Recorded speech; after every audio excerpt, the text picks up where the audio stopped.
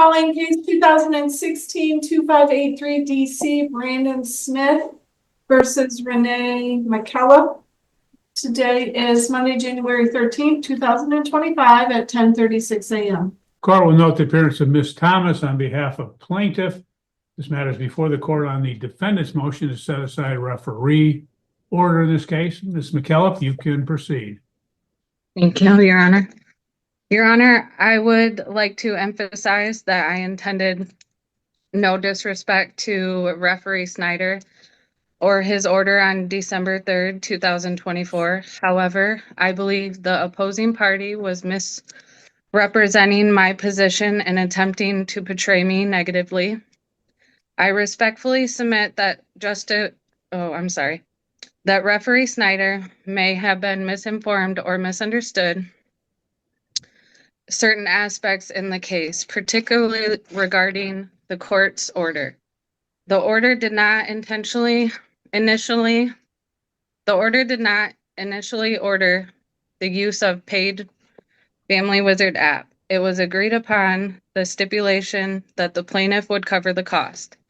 I am not an attorney and may not articulate myself as effectively in a courtroom setting, which can be a stressful environment for me. I strive to avoid unnecessary litigation and only pursued this matter before referee because communication with the other parent had completely ceased, making it impossible to effectively co-parent and negatively impacting our daughter Isabella. On November 1st, 2024, I attempted to discuss the alternative communication methods with Mr. Smith, specifically exploring the use of free communication like app close. I expressed the concerns about the long-term financial implications of paid communication platforms, particularly considering Bella's age, which is 9 years old, and the uncertainty of the future economic conditions. I believe that it is unfair to be held responsible for the other parent's decision to incur an attorney fees, especially as he was not legally obtained to do so. Furthermore, I have consistently sought to resolve these matters amicably outside of court, as evidence in our initial agreement on our parenting plan in 2016. While I am not perfect, I always act in what I believe in the best interest of Isabella. I have consistently maintained the use of a paid communication app is unnecessary and have proposed an alternative cost-effective solution. I am willing to compromise and explore suitable free communication platforms such as AppClose. Thank you, Your Honor. Okay, thank you. Ma'am, only thing I'll ask is you had agreed to use our Family Wizard. Why did you agree to it if you knew that there was a cost? Well, so back when I agreed to it, it was to try to prevent going to court because Cindy sent me a letter trying to agree between me, Cindy, and Brandon. And so I was just trying to prevent going to court, and Brandon was pretty set on he thought that that would help us. And and he said he was going to pay. So I told him if that's what he felt, then we gave it a try, and neither of us used it. The app is very complicated. And so he asked for us to go back to text message, and that's where we've been since. Okay. Ms. Thomas, your response. Thank you, Your Honor. First of all, the court should note that although for some reason, Ms. McKellop seems to think that this was never an order of the court, the order entered by the court on 9/13 of 22 specifically calls for the Our Family Wizard with Okay, well, let me ask you, why couldn't we go to like App Close or one that's has no cost to it? Why wouldn't it be reasonable to switch to that? Well, when Ms. McKellop, actually, or Ms. Kuzma now actually, but anyway, when she contacted and attempted to discuss with Mr. Smith, there had already been a break in the communication.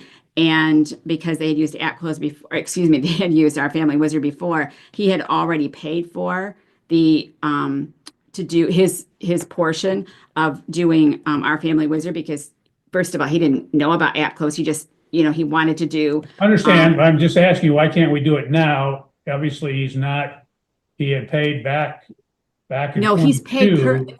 no, he paid prior to Ms. McKellop's motion that was in front of Mr. Snyder. He paid right before that.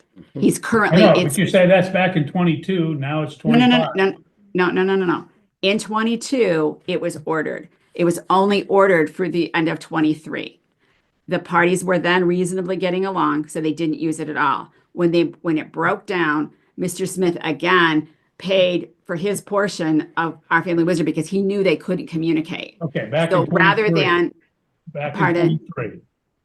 yes, in 23. Okay, So- why now can't we switch to one that's free?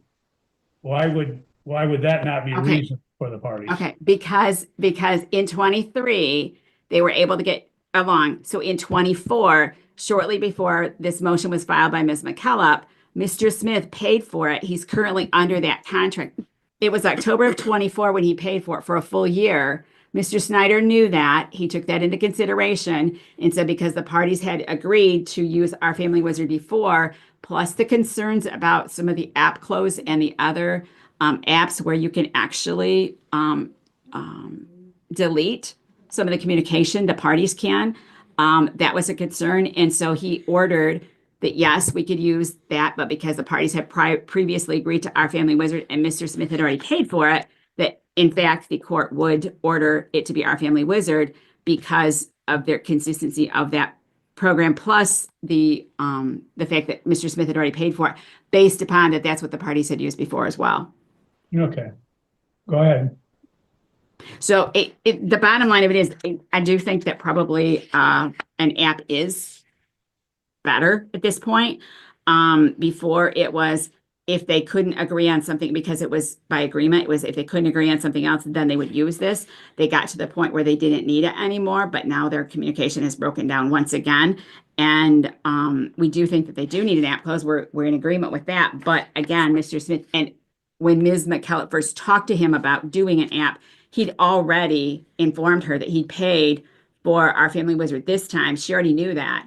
And she knew that when she asked the court for app close. Mr. Snyder knew all that. He, after considering her statements and Mr. Smith's position, he ordered that yes, they communicate, but that it would be through Our Family Wizard. And we're asking the court to uphold that because, I mean, he listened to all of the arguments and the situation and the circumstances. And just because Ms. McKellop doesn't like the court order doesn't mean that that it should be set aside. Okay, move on. I've heard enough on that.